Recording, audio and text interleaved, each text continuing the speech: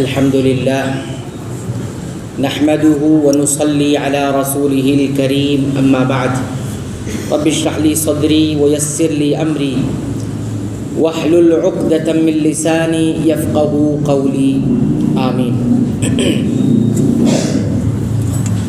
نماز میں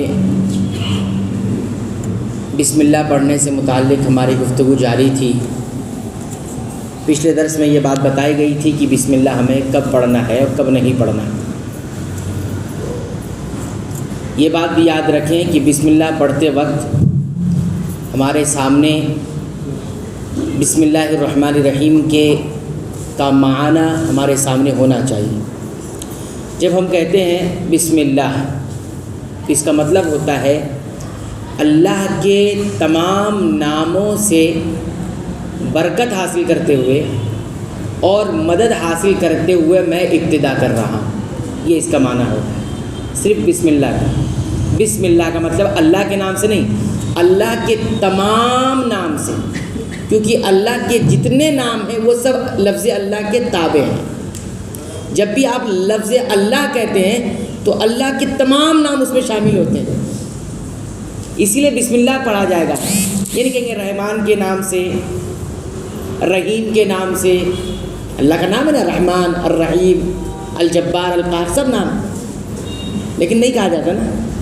بسم اللہ کا مطلب یہ ہو گیا کہ اللہ کا لفظ جب ہم کہہ دیتے ہیں تو اس میں سارے نام جو قرآن میں حدیث میں ہیں وہ سب اس میں آ جاتے ہیں۔ بسم اللہ اس اللہ کے تمام ناموں سے، یعنی اس سے برکت حاصل کرتے ہوئے اور اس سے مدد حاصل کرتے ہوئے میں شروع کر رہا ہوں۔ کوئی کام ہے تو کام، وضو ہے تو وضو، نماز ہے تو نماز، ٹھیک۔ کون اللہ؟ الرحمن الرحیم، جو رحمان ہے رحیم ہے، رحمت والا ہے۔ دونوں کا معنی ایک ہے، رحمت والا، لیکن فرق تو ہوگا کچھ، رحمان الگ ہے، رحیم الگ ہے۔ تو رحمان کا مطلب وہ ہستی کہ جس کی صفت رحم کرنا ہے، جس کی صفت کیا ہے؟ رحم کرنا ہے۔ اور رحیم کا مطلب جو رحم کرتا ہے۔ ایک ہوتا ہے، ایک خصوصیت اس کے اندر پائی جاتی ہے، لیکن وہ سب کو اس خصوصیت سے فائدہ پہنچا سکتا ہے؟ نہیں۔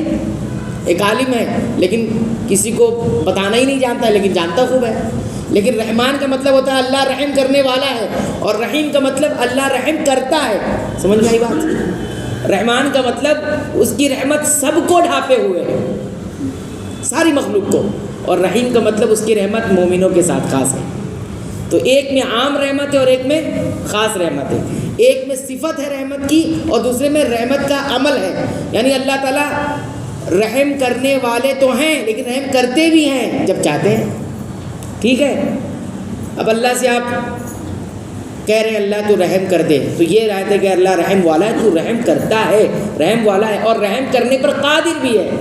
یہ سمجھیے آپ، ہے نا۔ بہت سارے لوگ مالدار ہوتے ہیں لیکن ان کی مالداری سے کسی کو فائدہ ہے؟ ان کو مالدار تو پھر بھی کہا جاتا ہے۔ اس کے مقابل میں کچھ مالدار ایسے ہیں کہ ان کی مالداری سے لوگوں کو فائدہ بھی ہے۔ فرق سمجھ میں آیا؟ یہ بھی مالدار لیکن کوئی فائدہ نہیں، خرچ ہی نہیں کرتے ہیں، اور ایک دوسرے مالدار ہیں خرچ کرتے ہیں۔ تو آدمی کون سے مالدار کے پاس جائے گا؟ مالدار اس کو بھی کہہ رہے ہیں، اس کو بھی کہہ رہے ہیں۔ کس مالدار کے پاس جائے گا؟ اس مالدار کے پاس جس کی مالداری سے فائدہ حاصل ہو۔ میں نے ایک مثال مال کے لیے، ایسی بہت ساری مثالیں دی جا سکتی ہیں، صرف سمجھانے کے لیے۔ رحمان اللہ کی صفت ہے اور رحیم اللہ کا فعل ہے، یعنی وہ رحم کرتا بھی ہے لیکن اس کی رحمت کے ضابطے ہیں، ان اصولوں کو کوئی اپنائے گا تو رحم ہے۔ جیسے قرآن پر عمل کرنا، قرآن پر عمل کرنا یہ سبب ہے اللہ کی رحمت حاصل کرنا، ٹھیک ہے۔ اگر آپ قرآن نہیں پڑھیں گے سوچیں گے اللہ کی خصوصی رحمت آ جائے، حاصل ہو جائے، نہیں حاصل ہوگی۔ حالانکہ رحمت اللہ کی ہے آپ پر، ہے نا، سب پر ہے اللہ کی۔ یہ سمجھ میں آیا؟ تو اتنی بات ذہن میں ہمیشہ رکھنی چاہیے کہ جب بسم اللہ الرحمن الرحیم پڑھ رہے ہیں تو ہم اللہ کے تمام نام سے مدد حاصل کرتے ہوئے اور اس کی برکت حاصل کرتے ہوئے شروع کر رہے ہیں۔ اور کون اللہ؟ الرحمن، جو رحم کرنے والا ہے، الرحیم، رحم کرتا بھی ہے جب چاہتا ہے، قادر ہے رحم کرنے۔ اتنی بات یاد رہے گی۔ چلا، جب بھی آپ یہ پڑھیں بسم اللہ کم سے کم تو اس میں یہ بات یاد رکھیں۔ اس کے بعد ہمارے پاس ایک مسئلہ آتا ہے کہ بسم اللہ الرحمن الرحیم پڑھنے کے بعد ہمیں کیا پڑھنا ہے؟ وہ ہے سورہ الفاتحہ کی تلاوت کرنا ہے نماز کے اندر۔ روایت دیکھیے، ہمارے سامنے صحیح البخاری اور صحیح مسلم دونوں کی روایت متفق علیہ روایت ہے، حدیث ہے۔ عبادہ بن صامت اس حدیث کے راوی ہیں، وہ فرماتے ہیں کہ نبی کریم صلی اللہ علیہ وسلم نے فرمایا لا صلاۃ، نماز نہیں ہے، لمن اس شخص کی لم یقرأ جو نہیں پڑھتا ہے بفاتحۃ الکتاب۔ فاتحۃ الکتاب کس کو کہتے ہیں؟ سورہ الفاتحہ کو کہتے ہیں۔ جو سورہ الفاتحہ کی تلاوت نہیں کرتا ہے اس کی نماز نہیں ہے، یعنی نماز نہیں ہوتی۔ اس سے یہ معلوم ہوا کہ نماز کا دوسرا رکن معلوم ہوا۔ پہلا رکن نماز کا کیا تھا جس کے بغیر نماز نہیں ہوتی ہے؟ پہلی تکبیر، اللہ اکبر کہہ کر جو، وہ بھی اگر اس کو آپ نہیں پڑھیں گے نماز نہیں ہوتی، پہلی تکبیر۔ اور دوسرا رکن اس سے معلوم ہوا، وہ کیا ہے؟ سورہ الفاتحہ پڑھنا۔ اگر اس کو کوئی نہیں پڑھے گا تو اس کی رکعت، وہ والی رکعت، ہاں یہاں پہ نماز سے مراد کیا ہے؟ وہ ایک رکعت، اگر کسی بھی رکعت میں سورہ فاتحہ اگر نہیں پڑھی گئی ہے وہ رکعت نہیں ہوگی، ٹھیک۔ اب مسئلہ یہاں پر یہ آتا ہے کہ امام پڑھ رہا ہے، امام تو پڑھ لیتا ہے، مقتدی جو پیچھے کھڑے ہیں ان کو بھی پڑھنا ہے۔ جواب کیا ہے اس کا؟ پڑھنا ہے، مقتدی کو بھی پڑھنا ہے، چاہے وہ نماز سری ہو یعنی آہستہ پڑھی جانے والی نماز، اور چاہے بلند آواز سے پڑھی جانے والی نماز ہو، دونوں نمازوں میں امام کو بھی پڑھنا ہے، پیچھے کھڑے ہونے والے مقتدی کو بھی پڑھنا ہے، اکیلے پڑھنے والے کو بھی پڑھنا ہے، اور جو بھی نماز پڑھی جا رہی ہے جس کو صلاۃ کہا جاتا ہے اس میں سورہ فاتحہ پڑھنی ہے، ٹھیک ہے، کیونکہ یہ حدیث میں کیا ہے؟ نماز ہی نہیں جو سورہ فاتحہ نہیں پڑھے۔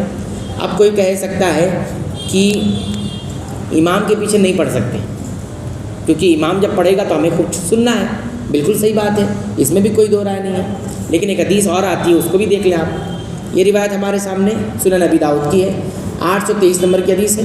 اس حدیث کے راوی بھی کون ہے؟ یہی ہے عبادہ بن صامت، جن کی روایت ابھی ہم نے ذکر کی۔ وہ کہتے ہیں کہ ہم رسول اکرم صلی اللہ علیہ وسلم کے پیچھے فجر کی نماز میں تھے، گویا مقتدی ہونے کی حیثیت سے نماز پڑھ رہے تھے، ٹھیک ہے۔ کہتے ہیں رسول اکرم صلی اللہ علیہ وسلم نے قرات شروع کی، یعنی اب فجر کی نماز میں تو آواز سے قرات ہوتی ہے، آپ نے شروع کی، سورہ فاتحہ پڑھا اور جو بھی آپ پڑھتے تھے 100 آیتیں تلاوت ہوتی تھی، آپ نے تلاوت کی۔ لیکن کیا ہوا؟ آپ جب پڑھ رہے تو آپ کو پڑھنے میں دشواری ہو رہی تھی۔ کیوں دشواری ہو رہی تھی؟ صحابہ کرام بھی پیچھے پیچھے پڑھ رہے تھے آپ کے ساتھ، تو ظاہر سی بات ہے ایک آدمی یہاں سے پڑھ رہا ہے، پیچھے سے کوئی آدمی پڑھے گا، آوازیں ٹکرائیں گی نا اور ڈسٹرب ہوگا، خلل ہوگا، یہ قرات بوجھل ہوگی آپ کو پڑھنے کی وجہ سے۔ جب آپ نماز پڑھ لیے تو پھر آپ نے کیا فرمایا؟ مجھے لگتا ہے کہ آپ لوگ اپنے امام کے پیچھے کچھ پڑھتے ہو۔ تو صحابہ نے کہا جی ہاں اللہ کے رسول ہم تو پڑھتے ہیں، آپ جو پڑھتے ہیں وہ بھی ہم پڑھنے لگتے ہیں۔ تو سورہ فاتحہ آپ پڑھتے ہیں تو ہم بھی پیچھے پڑھتے رہتے ہیں، اور آپ کوئی قرات پڑھتے ہیں اور ہم میں سے کسی کو یاد ہوتا تو وہی پڑھنے لگتا ہے ساتھ میں، ظاہر سی بات ہے وہی پڑھتے ہوں گے جن کو یاد رہتا ہوگا، تو ہم پڑھتے ہیں۔ تو آپ صلی اللہ علیہ وسلم کیا فرمایا وہ سنیے، لا تفعلوا، آئندہ ایسے مت کریے گا۔ کیسے؟ یہی کہ میں جب پڑھ رہا ہوں تو آپ نہیں پڑھیے گا، ٹھیک ہے، اتنی بات سمجھ میں آ گئی؟ ہاں اگر کچھ پڑھنا ہے تو کیا پڑھنا ہے؟ الا بفاتحۃ الکتاب، صرف سورہ فاتحہ پڑھنا۔ آگے پھر فرمایا اس لیے کہ لا صلاۃ لمن لم یقرأ بها، اس لیے کہ اس انسان کی نماز نہیں ہوتی جو سورہ فاتحہ نہیں پڑھتا۔ اب دونوں حدیث کو ملا لیں گے تو کیا سمجھ میں آئی بات؟ کہ ہمیں امام کے پیچھے بھی سورہ فاتحہ پڑھنی ہے۔ اگر کسی کے پاس اس حدیث کا کوئی جواب ہے تو لے کر آ سکتا ہے، اس حدیث کا کوئی جواب ہے تو لے کر آ سکتا ہے، ٹھیک ہے۔ تو امام کے پیچھے بھی پڑھنا ہے۔ اب مسئلہ یہ آتا ہے کیسے پڑھیں گے؟ ایک طرف اللہ کا حکم ہے کہ جب قرآن پڑھا جائے تو سنو، پھر آپ ظاہر سی بات ہے جو پڑھے گا وہ سنے گا کیسے، ہے نا؟ کیسے پڑھیں گے؟ یہ ایک بہت بڑا مسئلہ ہے۔ ابن باز رحمۃ اللہ علیہ نے اس کا حل بھی دیا ہے، انہوں نے فرمایا کہ سورہ فاتحہ امام کو بھی پڑھنا ہے اور مأموم یعنی جو پیچھے پڑھنے والے ان کو بھی پڑھنا ہے۔ کیسے پڑھے گا؟ پڑھنا ایسے ہے جیسے صحابہ پڑھتے تھے۔ صحابہ کیسے پڑھتے تھے؟ رسول اکرم صلی اللہ علیہ وسلم پڑھتے تھے، ان کے ساتھ ساتھ پڑھتے رہتے تھے، ساتھ ساتھ پڑھنا ہے آپ کو، تو ساتھ ساتھ میں سنائی بھی دیتا ہے۔ ایک تو طریقہ یہ ہے پڑھنے کا۔ دوسرا طریقہ، اگر کوئی انسان سننا چاہتا ہے تو امام جب پڑھتا ہے تو پڑھتے وقت آخری جو لفظ ہوتا ہے کھینچ کر پڑھتا ہے نا، جہاں آیت ختم ہوتی ہے الحمدللہ رب العالمین، تو پورا حصہ سن لے، اور جب وہ کھینچ رہا ہو تو اس میں آپ اس آیت کو مکمل کر لیں۔ یہ دوسرا طریقہ، کیونکہ رسول اکرم صلی اللہ علیہ وسلم قرات ایسے ہی کرتے تھے۔ حضرت انس بن مالک فرماتے ہیں کہ آپ صلی اللہ علیہ وسلم جب پڑھتے تھے تو عالمین کو کھینچ کے پڑھتے تھے، اس لیے امام کھینچ کے پڑھتا ہے، امام کو ضرورت نہیں گانا گانے کی، امام اس لیے کھینچتا ہے کہ وہ سنت رسول پر عمل کرتا ہے، ٹھیک ہے؟ تو جب وہ کھینچ رہا ہے تو اس میں آپ اپنی وہ آیت مکمل کر لیں گے۔ ایک کیفیت سمجھ میں آئی۔ دوسری کیفیت وہ یہ کہتے ہیں ساتھ ساتھ پڑھنا، ایک ہو گیا، ایک جب کھینچ رہا ہے جب پڑھ لے تو پھر مسئلہ ہوگا نہیں، مسئلہ ہوگا۔ اور پڑھنا ہے تو اپنے آپ کو سنانا ہے، دوسرے کو نہیں، آواز بلند نہیں کرنی۔ امام کر سکتا ہے سری نماز میں کبھی کبھی آواز سے بھی پڑھ سکتا ہے تاکہ معلوم پڑے کیا ہو رہا ہے، لیکن مقتدی کو اجازت نہیں ہے۔ مقتدی خود پڑھے گا، خود کو سنا گا، اپنے دل میں پڑھے گا، ہونٹ اور زبان ہلیں گے اور آواز کہاں ہوگی؟ اندر ہوگی، ٹھیک؟